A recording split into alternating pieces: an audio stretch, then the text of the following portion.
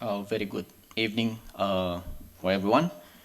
First of all, I'd like to thank the distinguished Bob Platts for inviting me to share my views on the topic of the East Asia regional security situation.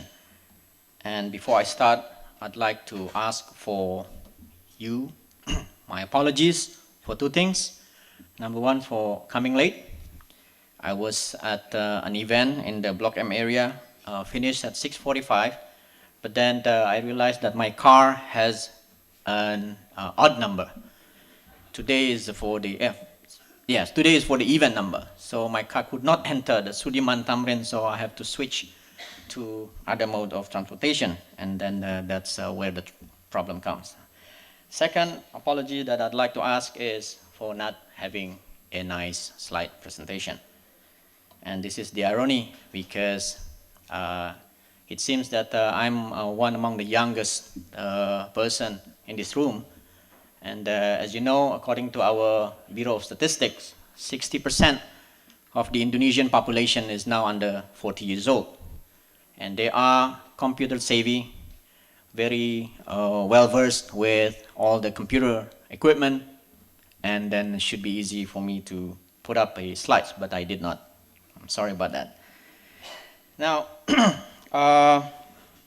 I'd like to echo what Professor Alan Dupont has said earlier about the depressing situation that we are facing. But given the fact that I'm probably the one among the few civilians in the room, I'd like to offer a civilian view about the thing that the things that Professor Dupont have already mentioned. Number one, I think as far as the East Asia security order is concerned, we have to talk about the two big elephants in the room. That is the United States and China. So we could not remove all the dynamics within our part of the world in East Asia without understanding the relationship between China and the United States, and what and how it would impact our own strategic interest in the region. I believe that we are in the historical juncture that is, we are seeing a new rise of a new possible superpower, while the incumbent superpower is still pretty strong. It is true that China will probably, according to some projections, will take over the world economy not far from now, maybe 5 years, even more, probably 10 years. It will be a #1 economy. And the US has been in relative decline, economically speaking. But somehow the US is still the strongest country on earth in terms of military. So we are having this situation where the incumbent is very strong militarily, but the challenger is very strong economically. So of course, then it will affect the dynamics between the two. It is something unprecedented in our modern history of international relations, where usually a new superpower comes with military and economic power simultaneously. But now what we are seeing is totally different game, I think. So then our understanding should be adjust into that fact. And as far as China is concerned, I think we are in need of understanding what we call the two tests of China.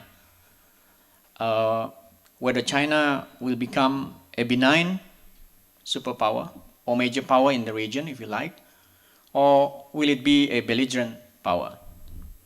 So far, China sent mixed signals in these two areas.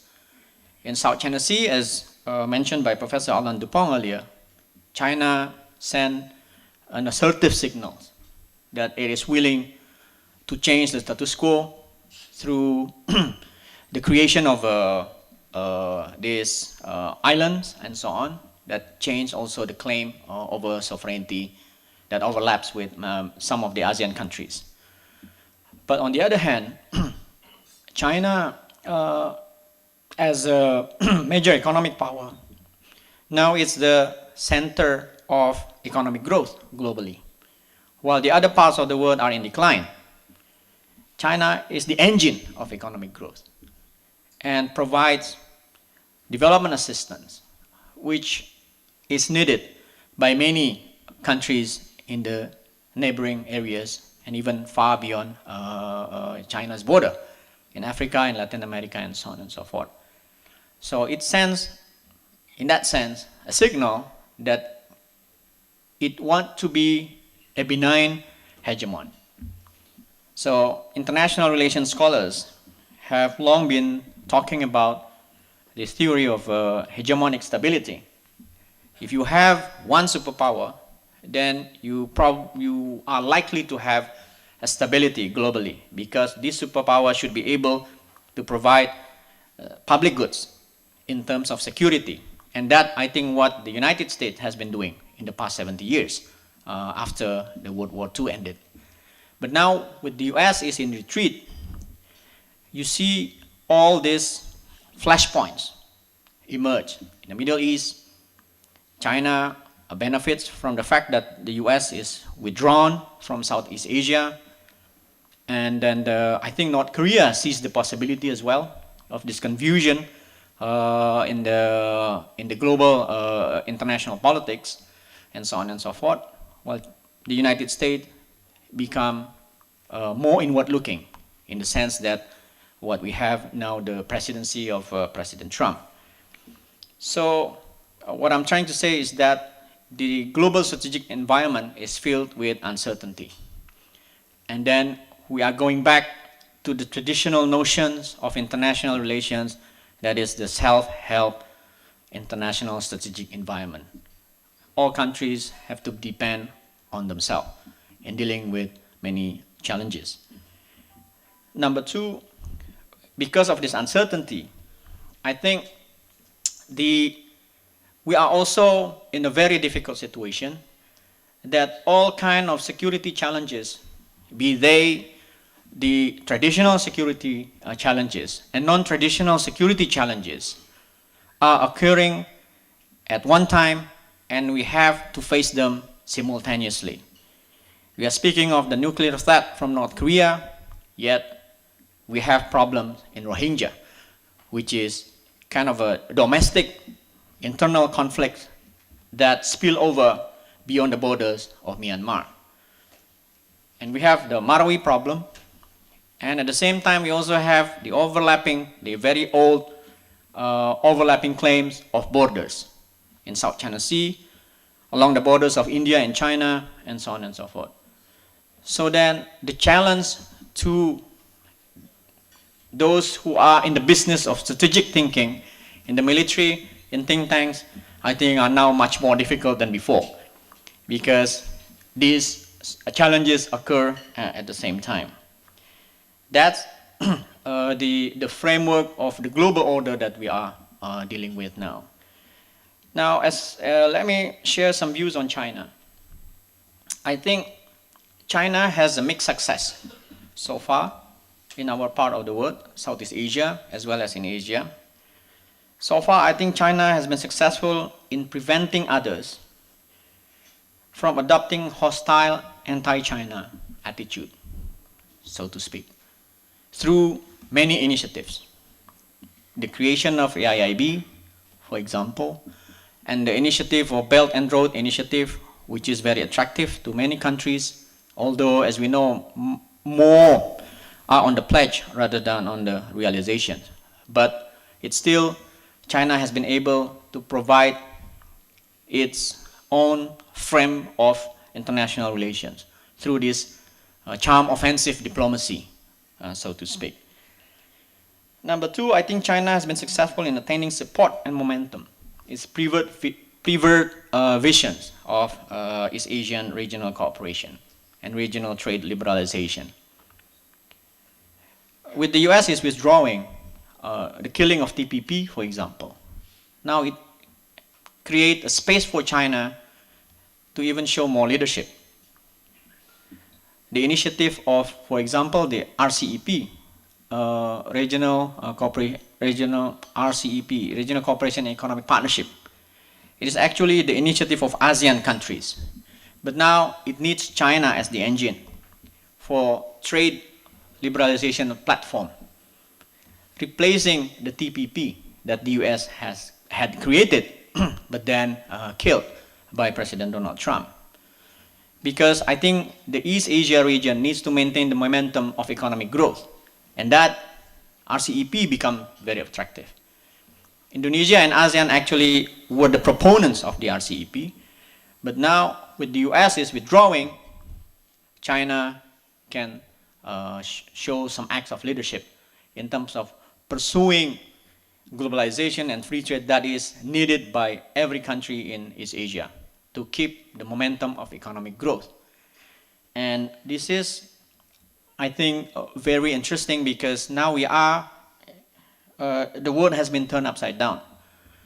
I read an interview by Forbes magazine, I think a few months ago. Forbes magazine interviewed Jack Ma. He's the biggest player in the digital economy. Probably he's the richest guy on the digital platform. And he was asked by Forbes magazine, what do you think about what's wrong with the American voters? And this is what he said.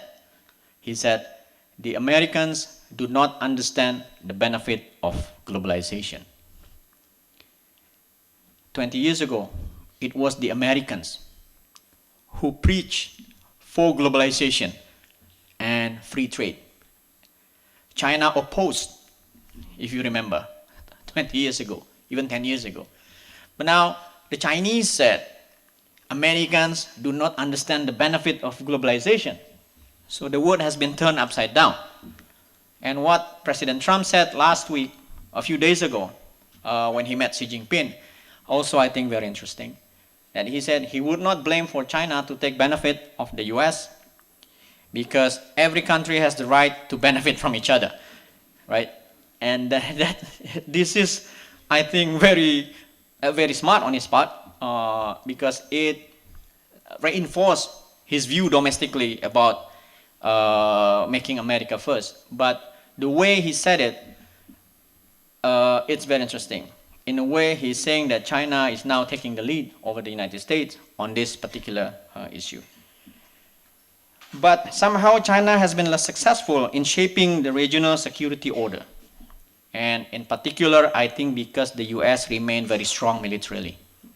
So China could not push for more in our part of the world. Only China has incremental improvements in minimizing the dominance of the United States in the region. So of the 3 points, 2 are the advantage that China is enjoying. But the last one, China has not been able to shift the regional security order somehow. If we look at the South China Sea problem, I would not go into the details of South China Sea problem, but this is very interesting. Then I think it also reflects the change of the uncertainty of the global order. When the PCA ruling came last year, July 12th, China, of course, denied the ruling of the PCA. The US encouraged China, to use the softer words, to accept the PCA ruling. But China can ignore. Now, this is the problem of international law.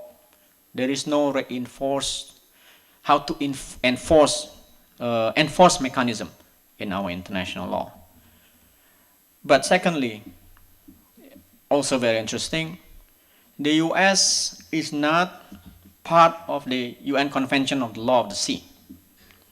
But as far as the PCA ruling is concerned, the US acted like it is part of the UNCLOS. China is part of the UNCLOS, but acted like it is not part of the UNCLOS. So this is the great power politics, I guess. If we refer back to what Thucydides, the great Greek philosopher in the Peloponnesian War, he said, the strong do what they want, the weak suffer what they must. So these two countries actually are playing great power politics. And that brings me to the point, what can Indonesia do and act upon on this security situation and the uncertainty that we are facing. There are a number of things I think that Indonesia should consider. This is continuous thinking at CSIS and hopefully at our military and Lemhanas and so on, because this is the strategic thinking that we need to ponder. Number one, I think Indonesia should define itself on a number of points. Number one, ranging from domestic concern to our international relation concern. Now, we have to understand, for example, now, number one, we are a majority Muslim country that by default has to continuously face problems regarding the relations between state and religion. Since day one of the Republic in 1945, the problem come up. It's been solved constitutionally, but of course the dynamic of the society enabled this issue to come again and again, as we see in the past few months with regard to the election. If we define ourselves a majority Muslim population, that will also probably affect our outlook of foreign policy.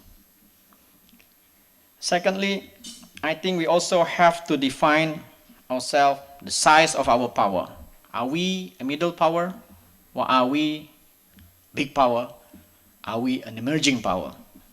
I know some of my friends from the military would not like the term middle power. Middle is middle. It's small, right? It's not big. We are big. But we can learn from Australians. The term middle power, as a key term in international relations, actually came in 1980s, started with Australians and Canadians when they are rich enough, but militarily not strong enough. So they define themselves as middle power, have enough influence to the neighboring country through development assistance, helping through development agencies, USAID, Canada has CIDA, and so on and so forth, and start with the thinking of non-traditional security issue, and that's how the conception of human security developed, coming mostly from Australia, Canada, and Japan. But from there, they can spread the influence into the thinking and of course into the assistance, which these non-traditional issues, non-traditional security issues back in the 80s and 90s were very important to Australia. The issue of people smuggling and transnational crime and so on and so forth was very important for Australia and Canada for that matter, the migration and so on. So now we have to think about ourselves. If we are middle power, have we project our influence over a neighboring country? Has Indonesia been able to provide development assistance to any country in Southeast Asia or in the Pacific? We do in the Pacific, but mostly in relation to the problem of Papua. But can we solve the problem in the neighboring country in, of course, in a peaceful way? And so far, probably the answer is no, because we are limited in resources as well as the setup of the regional security framework. We have ASEAN that prevent us from actually taking any initiative, direct initiative to solve the problems in our neighbor. We remember the problem of the in the Philippines. It remains in the hands of the sovereign government of the Philippines.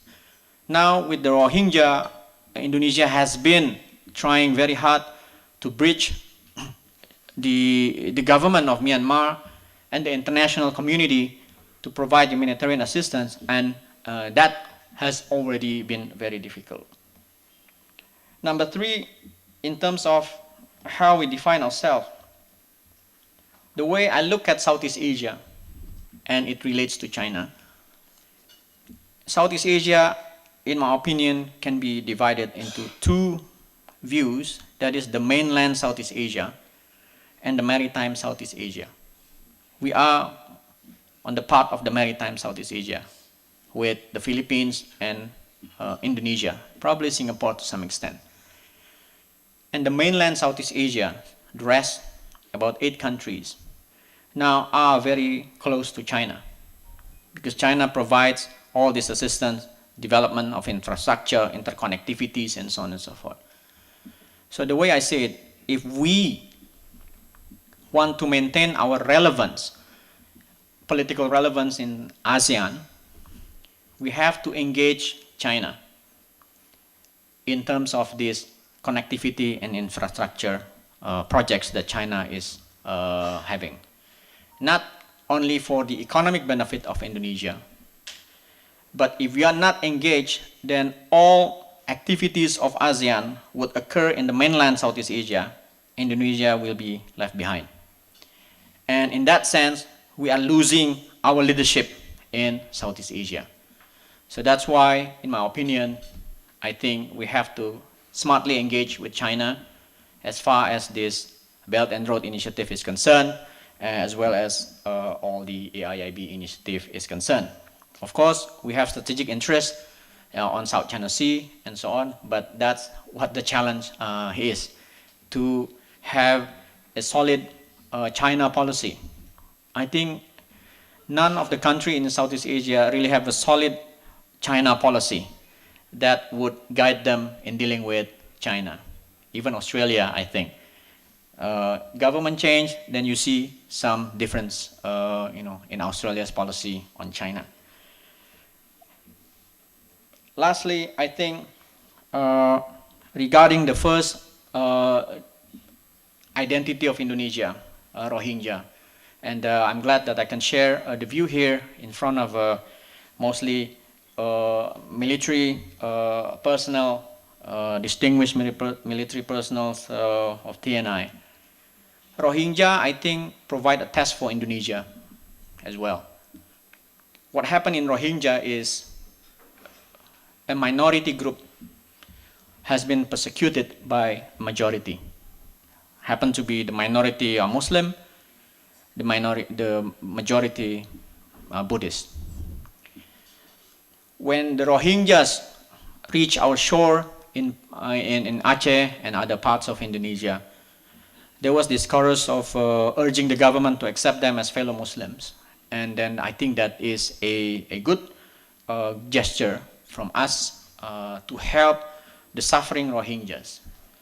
But I think at the bottom line is that we should send a message to the Indonesian people as well. If we don't like what happened in Rohingya, that is a majority persecuting minority, then we should not like anything like that happen in Indonesia when the minority is being persecuted by the majority. So we have our Rohingyas in Indonesia. Internally displaced persons in Indonesia remain high. You see the refugees, internal refugees of the Ahmadis, the Shiite, and other minority groups in Indonesia, we tend to forget. But we don't like what happened in Myanmar. So I think it is our duty to remind our government and our beloved Indonesian fellow citizens that we should not commit this organized hypocrisy.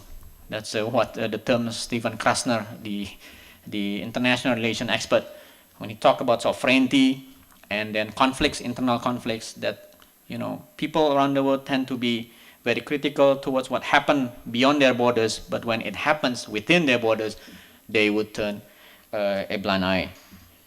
I think I should stop there. I apologize if I make a wrong statement, but before I close my presentation, I want to introduce myself. I'm Philip Vermonte, not a Portuguese, not someone from Spain. I'm 100% Indonesian.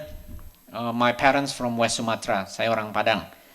My mom from Bukit Tinggi, my dad from Solok, Muara Labu. So people from West Sumatra tend to have this strange name.